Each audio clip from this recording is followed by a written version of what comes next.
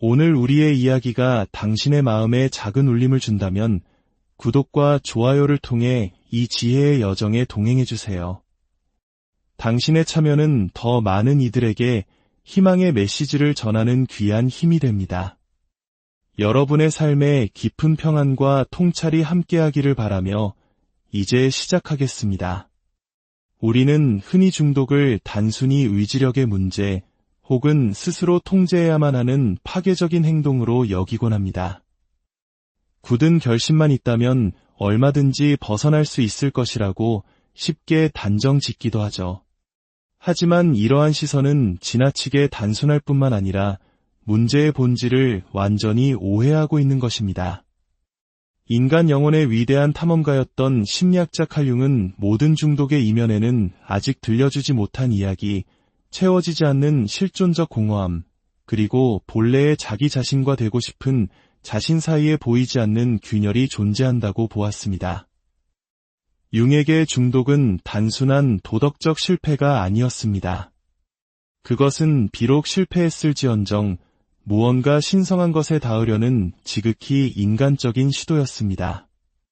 그가 보기에 중독자는 의지가 약하거나 사악한 사람이 아니었습니다. 오히려 자신의 내면 중심, 즉 존재의 방향과 의미를 부여하는 생명의 힘과의 연결을 잃어버린 사람이었습니다.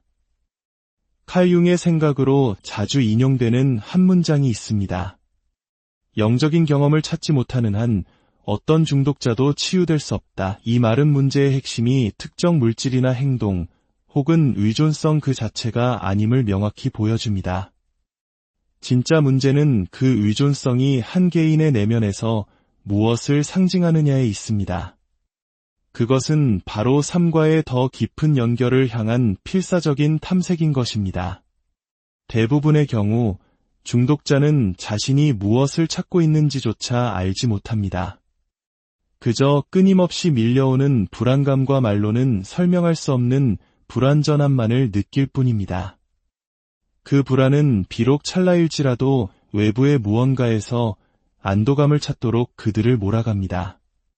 술, 마약, 섹스, 도박, 음식, 심지어 최신 기술에 이르기까지 그 물질이나 행동은 그들이 진정으로 갈망하는 것, 즉 삶의 의미, 내면의 통합, 그리고 자기 자신보다 더 위대한 무언가와의 의미 있는 관계를 대체하는 상징적인 대용품이 됩니다. 하지만 그들이 얻는 위안은 덧없이 사라집니다. 몇 시간, 길어야 며칠 정도 고통을 잠재워 줄 뿐, 이내 최초의 불만족은 더욱 거세게 돌아옵니다. 이것은 끝없이 반복되고 깊어지는 악순환입니다. 외부의 것으로 공허함을 채우려 할수록 고통의 진짜 근원으로부터는 점점 더 멀어지기 때문입니다. 융에게 이러한 역학은 영혼이 굶주려 있다는 신호였습니다. 진실에, 진정성에, 그리고 온전함에 굶주려 있는 것입니다. 그렇기에 중독은 무의식이 보내는 침묵의 외침이며 의미를 찾아달라는 간절한 호소입니다. 고대의 많은 문화에서 환각을 일으키는 물질의 사용은 신성한 의식을 위해서만 허용되었습니다. 현실로부터 도피하기 위한 수단이 아니라 우주와 신들과 그리고 영원함과 더 깊이 연결되기 위한 통로였죠. 하지만 오늘날 상징과 영성이 단절된 사회에서 똑같은 물질들이 아무런 절제나 목적 없이 소비되고 있습니다. 마치 개인이 무의식적으로 자신에게서 부정당했던 초월의 경험을 재현하려 애쓰는 것처럼 말입니다. 문제는 상징적인 구조와 내면의 안내 없이는 그 탐색이 추락이 되어버린다는 점입니다. 물질은 더 이상 영혼의 확장으로 이어지지 않고 오히려 영혼의 파편화로 기결됩니다. 융은 인간이 이성만으로는 살 수 없다고 믿었습니다. 우리에게는 신화가 필요하고 이미지가 필요하며 내면 세계를 구체화해줄 상징이 필요합니다. 이 상징들이 사라지거나 공허해질 때 영혼은 병들기 시작합니다.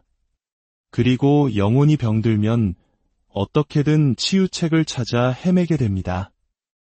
이런 의미에서 중독은 그 보이지 않는 고통에 대한 서툴지만 정당한 치유책 탐색이라고 할 수 있습니다. 익명의 알코올 중독자 모임과 같은 프로그램의 초창기에 융이 지대한 영향을 미쳤던 것도 바로 이 때문입니다. 설립자인 빌 윌슨은 융이 보낸 한 통의 편지에서 영감을 받았습니다. 그 편지에서 융은 중독에 대한 유일한 해독제는 영적인 변화라고 설명했습니다. 이는 의지력을 강요하거나 엄격한 규칙을 따르는 것이 아니라 개인의 내면에서 무언가 새로운 것이 태어나도록 허용하는 것이었습니다.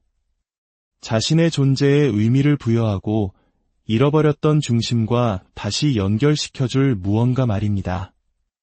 이러한 관점에서 볼 때 중독은 단순히 고쳐야 할 습관이 아닙니다.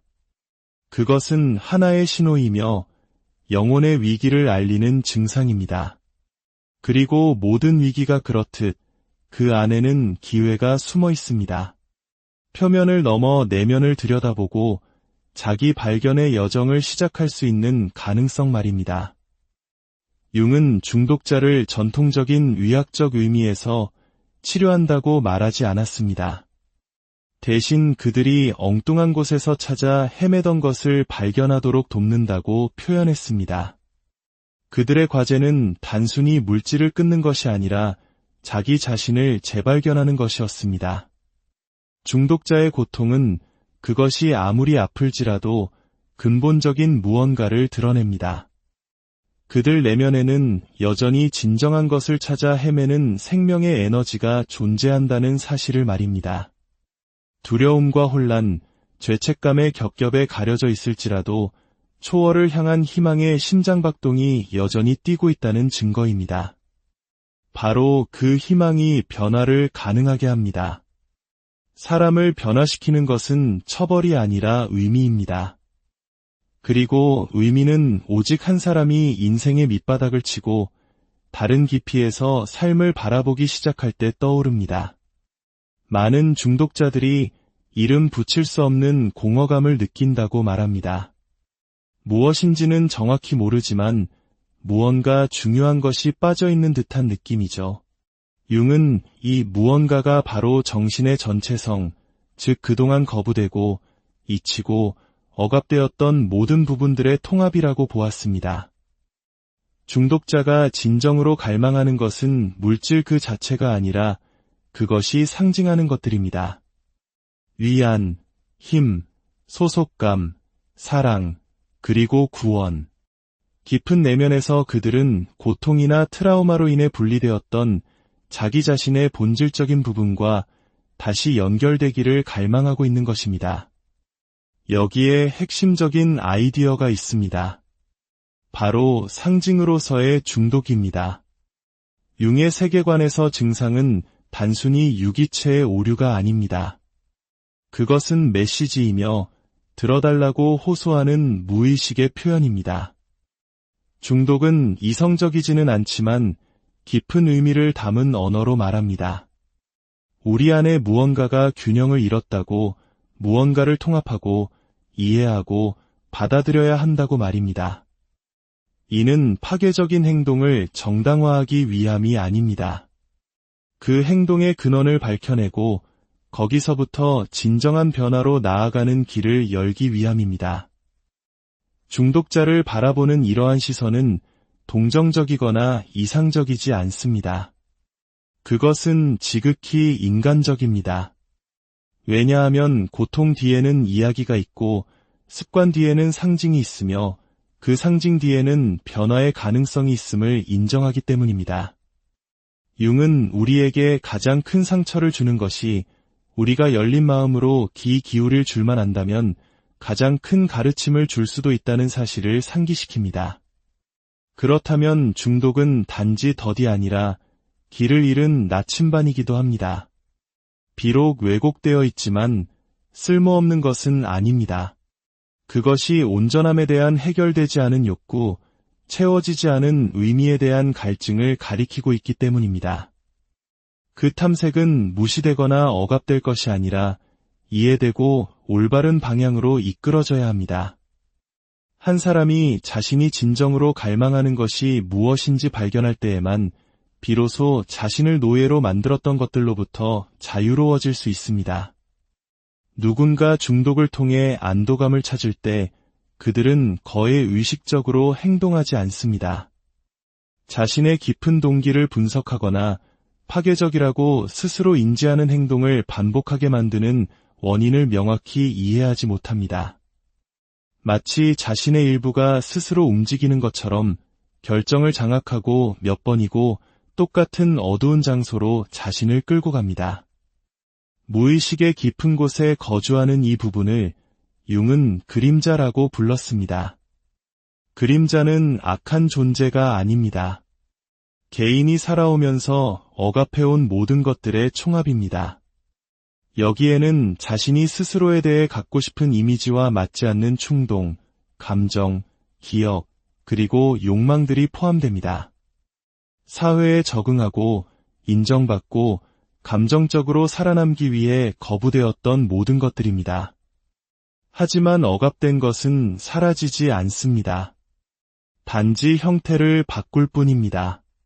그리고 의식적으로 통합되지 않을 때 그것은 다른 배출구를 찾습니다. 그 배출구 중 하나가 바로 중독일 수 있습니다.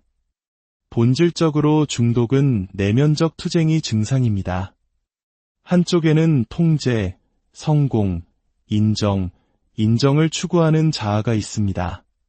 다른 한쪽에는 표현되지 못한 고통, 억압된 분노, 부정된 슬픔을 품고 있는 숨겨진 영역이 있습니다. 중독자는 이 갈등에 맞서는 대신 그것을 침묵시키려 합니다. 문제는 억압된 모든 것은 더 큰 힘을 갖고 돌아온다는 것입니다.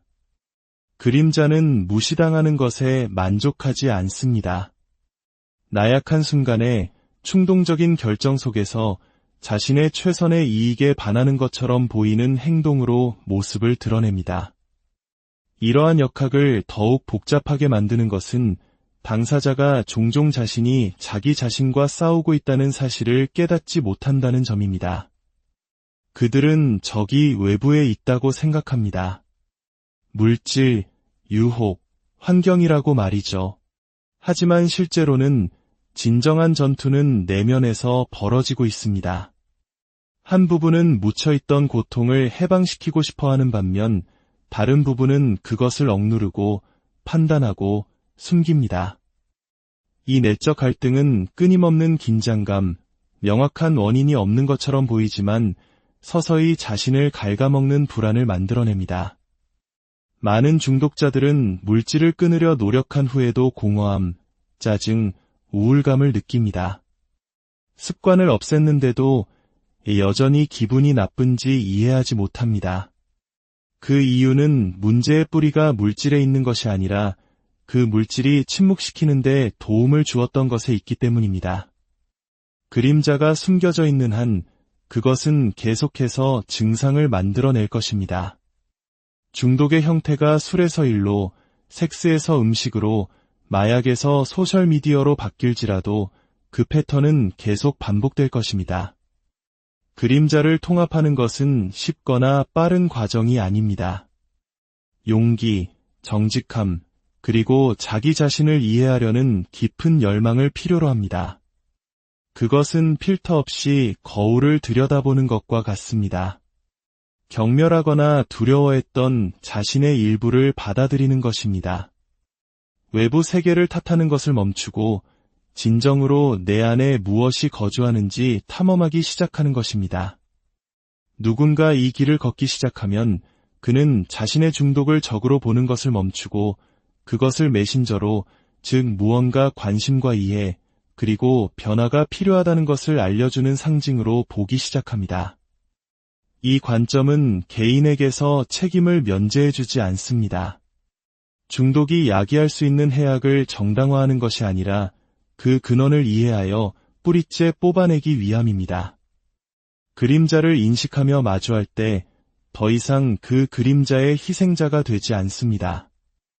오히려 자신과의 더 정직한 관계가 시작되며 충동은 더 이상 저항 없이 우리를 지배할 힘을 잃게 됩니다. 많은 경우 중독은 제대로 처리되지 않은 과거의 경험과 연결되어 있습니다. 학대, 유기, 굴욕 또는 정서적 박탈의 상황들은 무의식 속에 묻혀 어떻게든 완화되기를 바라는 잠재적인 고통을 만들어낼 수 있습니다. 그림자는 그 기억들을 품고 있으며 비록 당사자가 표면적으로는 잊었을지라도 그것들은 계속해서 행동에 영향을 미칩니다. 그림자는 외부 세계로 투영되기 시작합니다. 중독자는 적이 없는 곳에서 적을 보고 관계를 불신하며 적대적이거나 무관심하다고 인식되는 환경에 갇혀 있다고 느끼기 시작합니다. 그 왜곡된 인식 속에서 악순환은 더욱 심화됩니다. 내면에서 보기를 거부하는 것이 외부로 더 많이 투영될수록 치유의 가능성가라와 점점 더 멀어집니다. 이 과정에는 깊은 영적인 차원이 있습니다. 그림자를 마주하는 것은 단지 심리적인 문제가 아니기 때문입니다. 그것은 더 깊은 진실에 대한 항복이자 개방의 행위입니다. 우리 안에는 빛과 어둠이 모두 거주하며 진정한 온전함을 이루기 위해서는 둘 다 필요하다는 것을 인정하는 것입니다. 중독은 더 이상 형벌이 아닙니다. 그것은 자신을 더 깊은 차원에서 알라는 초대장입니다. 그 암은 외부에서 올 수 없습니다. 어떤 공식이나 조언, 기술도 내면 작업을 대체할 수는 없습니다. 변화는 어둠을 피하는 것을 멈추고 겸손과 주의를 기울여 그 안으로 걸어 들어가기 시작할 때 일어납니다.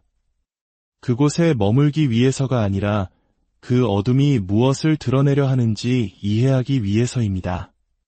그림자는 제거해야 할 장애물이 아니라 탐험해야 할 영토입니다. 융은 금은 그림자 속에 있다고 믿었습니다. 이는 억압된 측면들이 고통뿐만 아니라 잠재력 또한 담고 있음을 의미합니다. 그곳에 진정한 감정, 부정되었던 창의성, 숨겨진 감수성, 잊혀진 힘이 있습니다. 그림자를 통합한다는 것은 추방되었지만 이제는 들어달라고 요구하는 자기 자신의 본질적인 부분들을 구출하는 것을 의미합니다. 상처는 더 이상 수치의 근원이 아니라 자기 암으로 들어가는 문이 됩니다. 그 길은 직선적이지도 않고 좌절이 없지도 않지만 인식과 연민을 갖고 걸어갈 때 더욱 의미 있어집니다. 융은 깊이 고통받는 사람들이 종종 설명이 아니라 삶에 대한 시각을 재정비할 수 있는 상징적인 경험을 필요로 한다는 것을 관찰했습니다. 자신의 이야기와 화해하고 내면에서 새로운 중심을 찾게 해줄 무언가 말입니다. 이 화해는 그 사람이 자신보다 더 큰 무언가의 일부라고 느낄 때 일어납니다. 반드시 제도화된 종교를 통해서가 아니라 진정한 영적 경험을 통해서입니다. 이 영적인 차원은 선택사항이 아닙니다. 그것은 인간 영혼의 깊은 필요입니다. 변화를 정당화할 만큼 강력한 목적을 찾지 못한 사람들은 자신의 증상을 반복할 수밖에 없었습니다. 진정한 변화를 위해서는 개인은 자신의 내면 생활의 조직 중심으로 작용할 상징을 찾아야 합니다. 그것은 이미지일 수도 있고 비전, 꿈 또는 더 깊은 의미를 드러내는 감정적 경험일 수도 있습니다. 그 상징은 외부에서 강요되지 않습니다. 고통이 충분히 인식되고 포용되었을 때 영혼의 깊은 곳에서 솟아납니다. 그 항복이 일어날 때 상징들이 말하기 시작합니다. 불은 더 이상 파괴만을 의미하지 않고 정화가 됩니다. 어둠은 위협이 아니라 진실이 싹트는 비옥한 공간이 됩니다. 견딜 수 없어 보였던 것이 가능성으로 변모합니다. 진정한 연금술은 보이지 않는 곳에서 한 개인의 영혼이 도망치는 것을 멈추고 귀 기울이기 시작할 때 일어납니다. 그 순간 한때 실패의 이야기처럼 보였던 것이 영웅적인 서사로 바뀝니다. 고통은 사라지지 않지만 그 성격이 바뀝니다. 더 이상 장애물이 아니라 스승이 되고 짐이 아니라 이정표가 됩니다. 이러한 관점에서 이해된 중독은 단순히 질병이 아닙니다. 그것은 실패한 변화의 시도이며 잘못된 길로 들어선 필사적인 의미 찾기입니다. 그러나 그 실수가 탐색 자체를 무효화하지는 않습니다. 오히려 그것을 더 깊게 만듭니다. 오직 밑바닥까지 떨어져 본 사람만이 진정으로 절실한 것이 무엇인지 알기 때문입니다. 오직 모든 것이 무너지는 것을 느껴본 사람만이 진정성으로 자신을 재건할 수 있습니다. 그 재건 과정에서 상징은 씨앗처럼 작용합니다. 강요되지 않고 억지로 심어지지 않지만 비옥한 땅을 만나면 멈출 수 없는 힘으로 자라나는 씨앗입니다. 그 씨앗이 자라면서 행동뿐만 아니라 세상을 보는 방식 자체에 변화를 가져옵니다. 사람은 더 이상 자신의 상처와 자신을 동일시하지 않고 그것을 초월할 수 있는 자신의 능력 안에서 자신을 인식하기 시작합니다.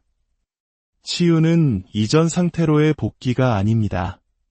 그것은 새로운 무언가의 출현입니다. 이전에는 존재하지 않았고 영혼이 심연을 통과했기 때문에 비로소 태어날 수 있었던 무언가입니다. 상징이 뿌리를 내리면 삶은 새로운 이해를 중심으로 재편되기 시작합니다. 더 이상 삶을 통제하거나 고통을 피하는 것이 아니라 인식을 갖고 그 안에 거주하는 법을 배우는 것입니다. 한때 견딜 수 없다고 느꼈던 공허함이 진정한 얼굴을 드러냅니다. 그것은 부재가 아니라 공간이었습니다. 진짜 무언가가 자라날 수 있는 공간이었죠. 중독은 그 모든 어둠과 함께 들어주기를 갈망했던 한 영혼의 불완전한 언어가 됩니다. 그리고 그 경청이 깊고 진실하며 판단에서 자유로워질 때 도피의 필요성은 사라집니다. 온전함을 향한 여정은 완벽함을 요구하지 않습니다. 정직함을 요구합니다. 내면을 들여다보고 외면하지 않는 능력을 요구합니다. 치유는 겪었던 일을 잊는 것이 아니라 고통 속에서도 진실의 씨앗이 있었음을 이해하는 것입니다. 칼 융은 간단한 해답을 제시하지 않았습니다. 그는 각자가 자신의 길을 찾을 수 있도록 여러 길을 제시했습니다. 왜냐하면 본질적으로 모든 중독은 의미를 향한 간청이며 모든 치유는 살아있음의 신비와의 화해이기 때문입니다. 진정한 자유는 바로 그 지점에서 고통이 더 이상 설명을 필요로 하지 않는 바로